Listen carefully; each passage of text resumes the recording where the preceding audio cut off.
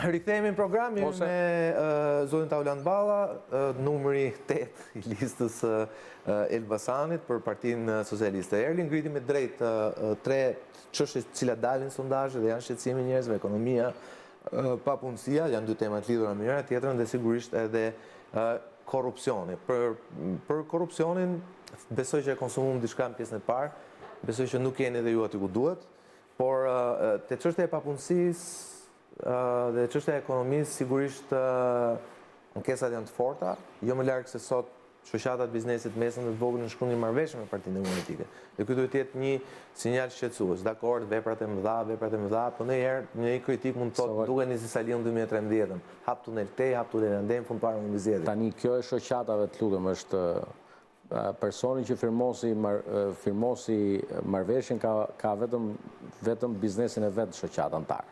Tani që dilem këto, e para herë nuk ka biznes të vogël në këtë vend që ti kesh ulur ose t'ja kesh bërë zero të vëshën për xhiro deri në 100 milion lek dhe tatim fitimin për xhiro deri në 140 milion lek prej 1 janarit që të pranojë një ofertë që njëri prej antarëve të koalicionit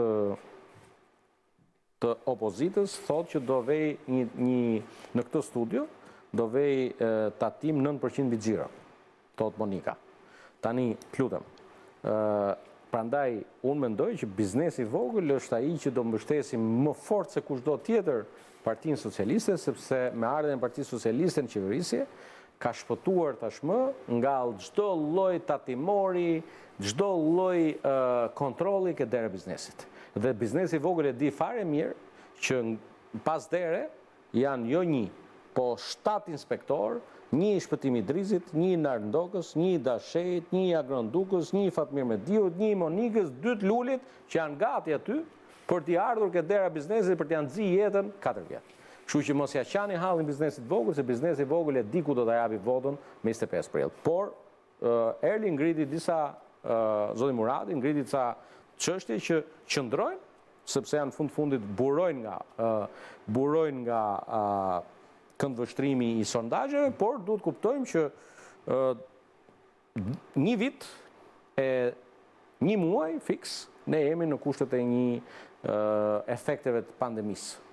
Pra, nëse përllogarisim, ne jemi mbyllur, data e parë e mbylljes ka qenë 9 mars 2020 dhe jemi në efekt të pandemisë. Dhe pandemia padyshim që ka qenë fokus ose le të themi ka qenë krye fjala e gjithçkaje dhe me impakt të drejtë për drejtë edhe në ekonomi dhe në punësi.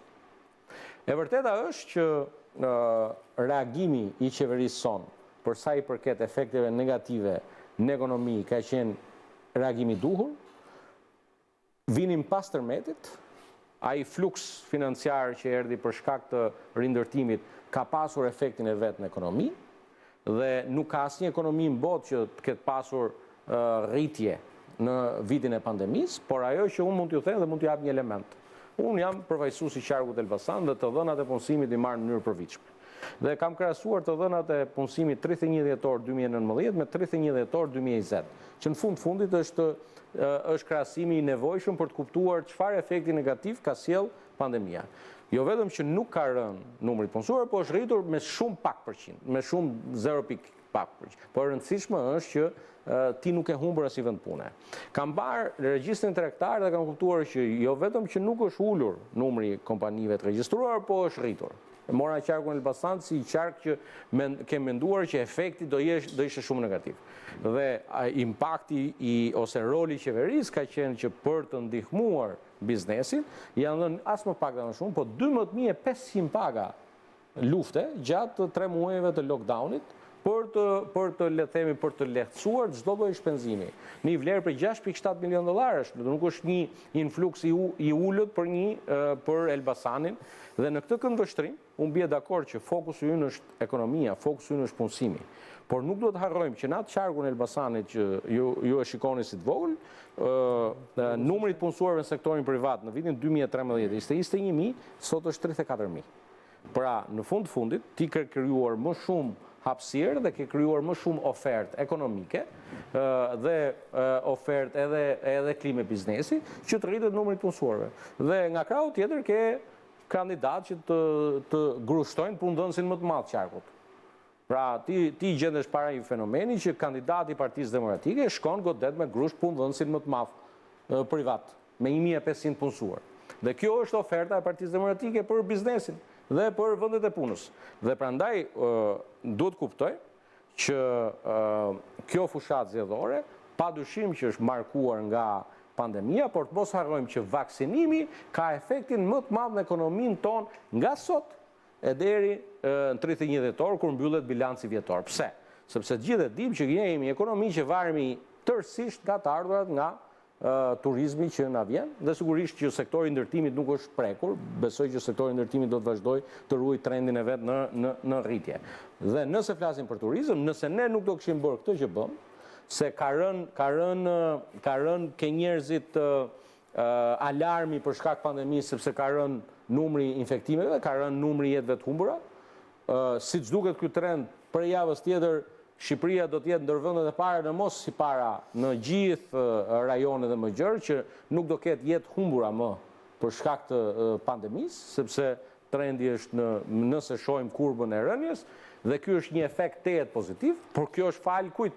Falë politikës saj qeverie, sepse të gjithë e dim që dhe unë nuk hezitoj ta them, është një arritje personale e Edi Ramës. Sepse unë këtu në këtë studio kam qenë, zonjë Lamje kam pas tu dhe edhe zonjë Balla, unë personalisht kam qenë hezitues për një vendim për të aplikuar të gjitha vaksinat e mundshme, apo s'është kështu, dhe në fakt u mor vendimi dur për të futur vaksinat të cilat në vende tjera u la koha për të parë efektin. Pra, Sinovacu u kuptua që 100 milion vaksinime në Kinë, 15 milion vaksinime në Turqi, 10 milion vaksinime në Brazil, në Indonezi, etj. Kuptove që ky jep rezultat. Dhe e vërteta është që ke 270.000 të vaksinime në Shqipëri, me 281.000, po ti besosh shifrave zyrtare? Jo, më fal. 281.000 sepse unë ju referova të pardjeshmes. Dhe shit çdo ditë hecën numri. Dhe nuk ishte as lajmi rrem, as kur u tha që Shqipëria vaksinon për numër popullsie pak më lartë se gjitha vendet e rajonit dhe pak më lartë se Gjermania. Dhe efektin po e shohim me sy, se në fund ja ku e kemi Italinë qinje. Italia po shkon drejt një mbyllje edhe më të thellë. Angela Merkel dje mori kompetencat që i kanë kryeministrat e landeve për të zgjeruar lockdownin. Dhe nëse ne i arrijmë objektivit ton 500.000 vaksinime deri në fund majit, që është objektiv që do t'ja arrijmë, ne me 1 qershor, ditën e fëmijëve, nuk kemi asnjë lloj kufizimi dhe jemi të gatshëm. Kemi vaksinuar edhe gjithë stafet e hoteleve, të gjithë bregdetit shqiptar. Sigurisht unë kam kërkuar edhe të zonave tjera që kanë destinacion turistik, për shembull zona e Lixhave të Elbasanit, për shembull, që është sot pret rreth 5.000 turista për shkak të kapaciteteve që ka për të ardhur kryesisht nga Kosova, dhe të kemi mundësinë që ne të kemi një pasaport, do e quajmë turistike të Shqipërisë të imunizuar, dhe gjithë turistët huaj që të vinë në Shqipëri të mos kenë, le të themi, hezitime. Zoti Balla, megjithatë, sigurisht që vaksinimi është... Pra, kjo sjell pastaj efekt në ekonomi, efekt punësim. Ne humbëm 1.2 miliard euro vitin e kaluar vetëm për shkak të turizmit. Mirë, po i duket fair që të luani me këtë kartë në fushat, zoti Balla, sepse në fundit, pavarësisht se kjo është bërë temë politike prej 13 muajsh, 14 muajsh, ndoshta që kur ngrit alarmi i parë në fund të janarit, ju duket fair që ta luani këtë si kartë politike, ndërkohë që në fakt kjo është një detyrë e qeverisë. Cila? Vaksinimi, mbrojtja e shëndetit publik. Është obligimi që ta luani si kartë elektorale. Tanim që është sukses. Më votoni se po bëj detyrën. Më votoni se po bëj detyrën. Në cilin vend? Mirë, votoni se po bëj detyrën, nuk është e pandershme. Unfair apo e pandershme, mund duket se duket fjalë rënd shqip, po domethënë duket si loj, pak, fakti që ju shtuat vaksinat në ditën e parë të fushatës. Sokol, nëse nuk do ishe qenë pandemia, Donald Trump do ishe president Shtetet Bashkuara të Amerikës. Kjo është e vërtet. Dhe unë nuk di një fushatë zgjedhore dhe unë bëj pjesë në ata që i ndjek gjitha. Mbajtëm në kohë pandemie. Në fushatë zgjedhore zhvilluar në gjatë vitit fundit, që çështja e vaksinimit, çështja e pandemisë mos ishte çështje e debatit. Dhe edhe në Shqipëri ka pasur një debat. Sigurisht. Partia Demokratike përmes liderit historik vazhdon të përhapi panik, bën thirrjet mos të konsumojnë, mos ta pranojnë vaksinën kineze dhe atë ruse, dhe ndërkohë që e vërteta është që një pjesë është afektuar, një pjesë e vogël. Unë t'ju them deri jam çdo ditë në terren. Dhe e kam gjetur edhe persona në moshë të tretë, votues të Partisë Demokratike, të cilët duke dëgjuar Saliu, janë ende të pavendosur, se thonë, unë këtë kam votuar gjithmonë, ky Saliu për vete ka bërë vaksinën. E ndërkohë u thotë atyre që ju mos e bëni. Si e ka bërë vaksinën? Ku e ka bërë vaksinën? Po, tash i pyet Saliun. Ajo që po ju them. Ju tha atyre që janë 9-60 vjeç. Lutem. Apo jo, që t'jemi korrekt. Sali Berisha siç doli në fakt, edhe nga ajo hape psiqikën e tij sociale në Facebook dhe ka botuar një sër njoftimesh, mos bëni vaksinën, është ruse, është prodhuar në Beograd, po i referojmë se kineze që është shprehur publikisht. Të lutem. Dhe ashtu doli në fakt. Lutem. Ajo që unë po them është që këtu ka pasur një përpjekje për të dezinformuar dhe këtë detyrë në Partinë Demokratike e bën Saliu, dhe ndërkohë që kjo çështje dhe ju e mbani mend që nga dita e parë e pandemisë, nëse bëjmë një retrospektiv, kujtojmë që kur ne vendosëm mbyllemi, ata bërtisin pse po na mbylli, kur ne thonim lani duart dhe hapni dritaret, ai thoshte pse kryeministri thotë lani duart, kur ne vendosëm të hapeni, ata thonë pse po hapemi, kur ne filluam ta menaxhojmë, ata filluan të bërtisnin për me atë politikën e korbave, jo kaq të vdekur, jo kaq të fshehur, dhe ndërkohë që ne jemi sot, dhe besoj që këtu s'kemi ndonjë diskutim. Ore, në fundit Shqipëria me kë krahasohet? Krahasohet me vendet përreth. Ne 2 vende jemi në gjithë Ballkanin Perëndimor që po shkojmë drejt imunizimit masiv, fal vaksinimit masiv. Dhe është Shqipëria, e cila priti Bashkimin Evropian, priti institucione ku edhe kishte paguar Covaxin dhe Gavin edhe tjerë me radhë për të marrë vaksinat. Vaksinat serdhen aty po. Lypje ku në Shtetet Bashkuara të Amerikës, ku ke Pfizeri, lutem, shkoke miku, shkoke tjetër, vendet mike dhe është vendi tjetër përveç Shqipërisë? Dhe Serbia që lumë 17 porta. Tani këtë e dim, se Serbia arriti siguronte ngarkesën e parë më të madhe me vaksina Sputnik 5, apo jo. Dhe ndërkohë që edhe ne shumë shpejt presim një ngarkesë tjetër Sputnik, dhe ndërkohë presim një super ngarkesë tjetër me Sinovacun, dhe presim që të respektohet kontrata nga Pfizer për ngarkesat e tjera të radhës, apo dhe AstraZeneca. Johnson është certifikuar më së fundmi, por sigurisht që ajo do kërkoj kohën e vet për të kontraktuar. Ajo që është rëndësishme dhe që gjithë qytetarët shqiptar nuk e mohojnë, edhe demokratët, është që mënyra si u menaxhua pandemia dhe vaksinimi nga Edi Rama është nota 10. Këtu s'ka asnjë lloj diskutimi. Dhe në fundit ka një shprehje në politikë që kohët vështira duan lider të fortë. Dhe vërteta është që kjo kohë e vështirë ende s'ka mbaruar. Ne kemi pa tunelin, në fundin e tunelit, dritën e shohim, por nëse referohemi vendeve fqinje, Italisë tonë, ose nëse referohemi Mali Zi, fushatën zgjedhore zhvilloi pas një lloj kufizimi, në fund pastaj u gdhi me një situatë apokaliptike ku ju desht kërkonte NATO-s mbështetje me spitale fushore për të përballuar situatën. Dhe prandaj ne jemi dhe kritik në atë qasjen e dy fisht, të dy fushata, një fushat vaksinimi dhe një fushat infektimi. A thua ti, unë shoh për shembull nga mediat lokale. Plot e kishit dhe ju sot. Ku? Libër. Po më thuaj si quhet plot kur nuk ka çdo nga distancë, po plot. O zotëri, unë po them, ti mund të jesh plot, po nga unë te ju, dhe nëse dy jemi jashtë dhe me maska, nuk ka asnjë lloj problemi, këtë të paktën është e verifikuar. Pra ajo që po bëjmë neve është padyshim që socialistët na grinë, na mbytën me mesazhe duke na kërkuar, na lini, dalim sheshet, mbushim sheshet, kapim flamujt. Dhe ne sigurisht kemi bërë një protokoll në respekt të asaj që kemi mësuar nga gjithë kjo histori dhe kemi thënë, po, do jeni të detyruar të rrini 1 metër larg njëri tjetrit, do jeni të detyruar të mbash maskën, dhe unë po ju them, nuk zhvilloj një takim nëse personet që janë aty nuk mbajnë maskën. Dhe kur të deklaroj shpenzimin e fushatës, shpenzimi më i madh i ekipit tim të fushatës është blerja e maskave, jo këto, maskat mjekësore, të cilat, t'ju them deri edhe më të lira, por edhe sigurisht janë edhe më efektive se sa kjo.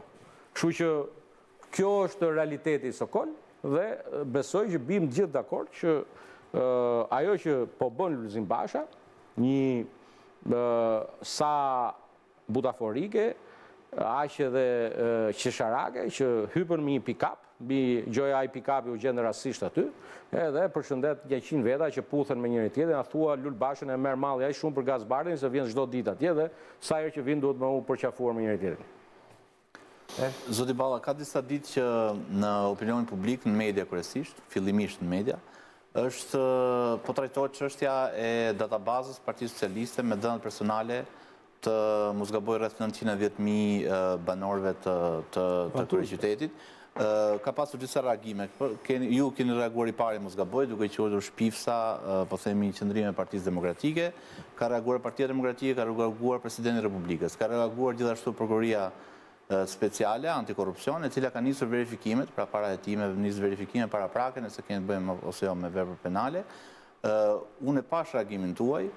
Për kuriozitet personal, patronazhisti im ishte një drejtor i përgjithshëm i një agjencie shtetërore të lidhur me infrastrukturën, emrin unë nuk doja bëj, por unë e kuptoj që pyetja ime është kjo, pra unë e kuptoj që partitë politike kanë evidenca, pra kanë lista që dikur i mbanin fletore, sot i mbajnë kompjuter, me emrat, mbi emrat, ose me qendrat e votimit të secilit prej votuesve. Pyetja ime është specifike. Ky zotëria, të cilën nuk po ja them emrin, ku e di numrin e kartës time të identitetit? E para Ishte aty, ishte në database kartë e identitetit? Po, është karta e identitetit. M'fal. E para që besoj që ka vlerë që duhet sqaruar. Ne kemi si çdo parti e mirë organizuar në Europë, Partia Socialiste ka një aplikacion të vetin, tek i cili mund të edhe t'ua dëshmoj, ka disa detyra specifike dhe çdo antar i Partisë Socialiste logohet dhe nëse dikush do të bëhet antar i Partisë Socialiste ka të dhënë një fajl posaçëm dhe nëse dikush tjetër rekomandohet si simpatizant i Partisë Socialiste ka, dhe sigurisht që çdo parti politike bën edhe një proces që quhet census. Pra bën një vlerësim të situatës. Joe Biden në Shtetet e Bashkuara të Amerikës gjatë fushatës vet bën atë canvassing dhe door to door campaign, pra është një strategji që shkon dhe vlerëson ky me kë është, ky me kë është. Ato fotografi të atij që kanë dalë në një media pranë opozitës nuk janë të Partisë Socialiste. Këto ju them me përgjegjësi. Pra ajo lloj rënditje të dhënat nuk janë të dhënat Partisë Socialiste. Këtë e thate zoti Veliaj. Të lutem, ju konfirmoj me përgjegjësi sepse po doni ju vend dispozicion, ju jeni nga ata gazetarë që nuk shpërdoroni në kuptimin e mirëbesimin, mund ju vend në këtë aplikacion dhe shikoni të dhënat që hidhen dhe dhëna hidhet me agrimentin e personit. Pra nëse unë pas një bisede me zotin Murati, e bin zotin Murati që ky tjetë votues i Partisë Socialiste, për të ndërthurur me gjitha dhënat tjera që ne mbledhim, sigurisht a jep një agriment për dhënat e tij personal. Nëse nuk jepet agrimenti yt, ne nuk mund të shfrytëzojmë. Një pyetje kam. Dhe të lutem, ta mbaroj se shumë rëndësishme. Po për këtë kam. Dhe unë ju thash diçka në pjesën e parë. Listat e zgjedhësve. A kanë akses partitë politike? Po padyshim që listat e zgjedhësve i dorëzohen partive politike zyrtarisht nga Komisioni Qendror i Këto lista që dorëzohen nga KQZ-ja, ekzistojnë kartat e identitetit? Jo, nuk janë. Ekzistojnë numrat e telefonit? Tani më fali. Jo, nuk janë. As numrat e telefonit. Jo, s'janë. Vetëm datëlindja është aty dhe kaq. Numri i kartës identitetit historikisht plotësohet nga kur ti shkon voton, dorëzoje kartën e identitetit. Në këto zgjedhje nuk do kesh nevojë sepse do jetë identifikimi biometrik. Dhe kjo e ka zgjedhur këtë punë dhe gjithë kjo diskutim mbaron këtu. Pra në këto zgjedhje numri i kartës identitetit nuk i hyn punës njeriu sepse ti do identifikohesh në mënyrë biometrike. Pra ka mbaruar diskutimi. Dhe do fuzish kartën aty, lexon ajo dhe është edhe të mirë. Dhe ajo që unë po ju them është që Partia Demokratike që ngrej akuza për këtë çështje, edhe në 2009 dhe në 2011 i ka pasur dhe i ka këto dhëna se Partia Demokratike në vitin 2008 ishte partia që unë personalisht e kam akuzuar që mori databezin me gjithë kartat e identitetit, edhe e hodhi online dhe sot nëse paguan 12 euro, e blen online gjithë databezin e kartave identitetit në Shqipëri. Dhe kjo ka funksionuar prej vitit 2008, kur Partia Demokratike, një idiot nga ata, e mori dhe një nga mediat sot, në mos gaboj shqiptarja.com dhe Report TV, ka bërë një simulim të tillë, ka hyrë në internet, në një nga këto adresat, ka blerë gjithë dhe... Mirë, qishme është prokuroria e ka marrë servin e totalin fjallë... Unë i kam bërë thirrje prokurorisë ta hetoj, sepse ne si Parti Socialiste, pa dyshim që do të ndjekim edhe në rrugë civile, edhe në padi penale,